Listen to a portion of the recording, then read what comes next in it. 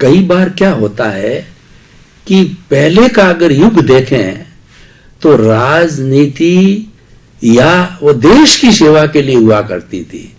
उसके अंदर सेवा माइंडेड लोग आते थे कि मुझे तो देश की और मेरे राज्य की और मेरे लोगों की सेवा करनी है। लेकिन इन दिनों में क्या है कि इसको राजनीति को बिजनेस बना दिया है कि लोग धन कमाने के लिए आते हैं।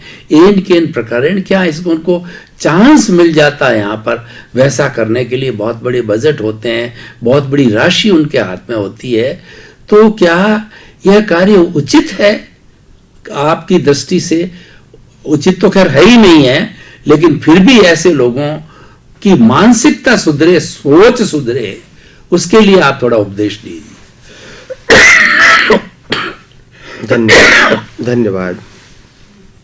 सबसे बड़ी बात यह है कि मैंने कहा ना कि जो भी लोग पॉलिटिक्स में आना चाहते हैं उनकी नौकरी धंधा या इनकम ऑफ सोर्सेस सब बंद होने चाहिए, उसके बाद ही वो इलेक्शन लड़ सकते हैं। दूसरी बात, इलेक्शन लड़ने से पहले उनके पास क्या क्या है वो प्रजा को दिखा देना चाहिए कि मेरे पास ये है। तो ये फिक्स हो गया कि उनके पास क्या है, अभी नया कुछ आने वाला नहीं है। उसके बाद उनके पास सिर्फ सैलरी जाएगी, तो उनकी इनकम में कितनी बढ़ोतरी होगी अप टू सैलरी, और उसके सामने उसके खर्चा भी रहेंगे परिवार का और खुद का। तो ऐसे होगा तभी वो समाज की सेवा कर सकता है। वो खुद अपना बिजनेस करता है तो बिजनेस संभालेगा या लोगों की सेवा करेगा, खुद नौकरी करता है तो वो नौकरी संभालेगा या लोगों की सेवा करेगा। तो ये बात सोचने की है कि आखिर नेता तो ऐसा होना चाहिए जो और कोई काम पैसे कमाने का नहीं करते होना चाहिए। आज हमारे वर्तमान प्रधानमंत्री है, इनका इनकम ऑफ सोर्सेज क्या है? न नौकरी है, न बिजनेस है, न खेती है, कुछ भी नहीं है। जो भी उसका इनकम है वो फिक्स है, 5 साल से वही इनकम उसके पास है, वही संपत्ति उनके पास है, आज भी वही है। जो सैलरी मिलता है उसका अकाउंट अलग है, और वो गरीबों को वो भी बांट देता है। तो कहने का मतलब ये है, ऐसे साफ सुथरे नेता इस देश में आएंगे तो मैं समझता हूँ देश की और देश के लोगों की भलाई उन्नति होना बहुत आसान हो जाता है।